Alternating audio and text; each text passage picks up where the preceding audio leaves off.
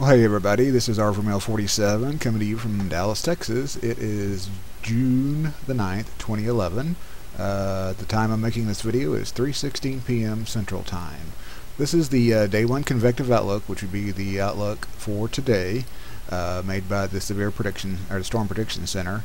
And they did upgrade from the slight risk that I showed you yesterday to a moderate risk.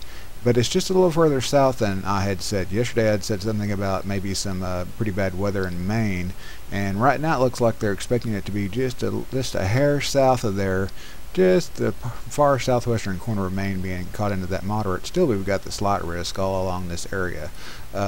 General thunderstorms are popping out all along this area just because it's so hot and humid in this part of the United States today.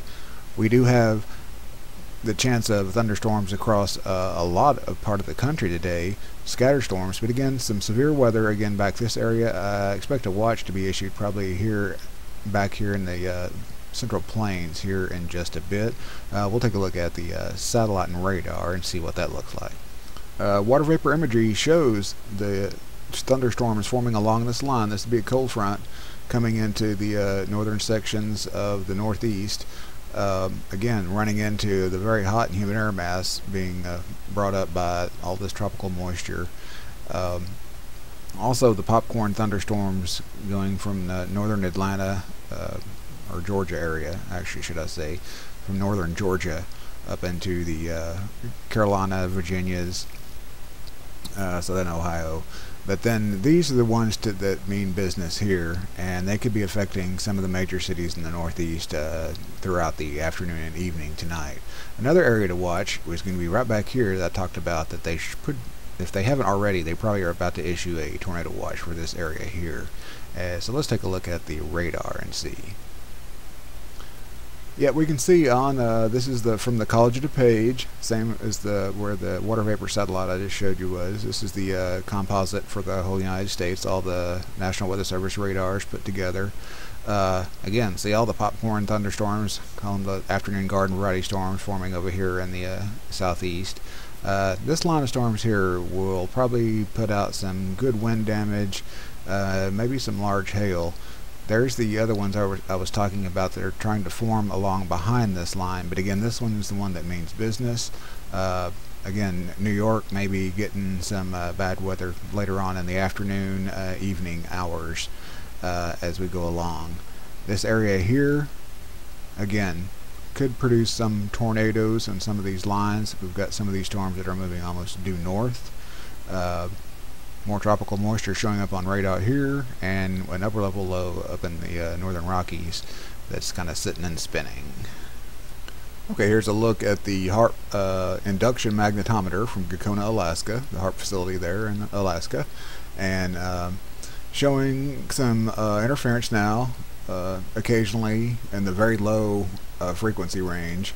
And that's probably due to maybe just some of the geomagnetic and proton stuff that's going on with the space-Earth connection right now. Still have our lines that I don't quite know what they are. I guess one of these days I'll find out. But anyway, again, HAARP doesn't look like anything there's nothing that catches my eye at this moment anyway. Here's the solar wind parameters. We're still awaiting the I guess what you would call it, the smash, the slam from the coronal mass ejection from the large flare that we had a couple of days ago. It is expected to hit sometime today or tonight, and when I look, I see that our BZ component has gone south, a little more south than usual, and kind of fuzzy in the last few hours. This is a 24-hour chart. And so we're starting to get some indication that something is getting closer to the sensors. Something I normally don't talk too much about, but here's the density of the solar wind, and it's showing some disturbances, and it's starting to go up. Also, a lot of times before a shockwave hits the Earth, we'll see the solar wind drop. So it's dropped almost back down to like what we would consider average, and that's about 350 kilometers per second. So as you can see, it's been on a steady stream down.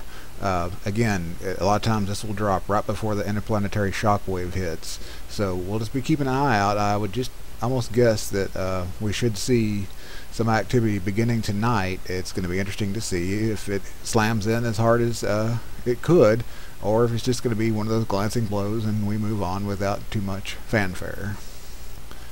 The solar proton flux remains elevated below S1 storm values, but still elevated and agitated.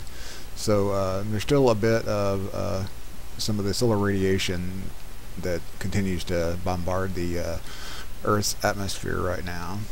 And you can see by the K-index chart that we've been actually around a K-index of 2, so staying kind of low over the past several hours.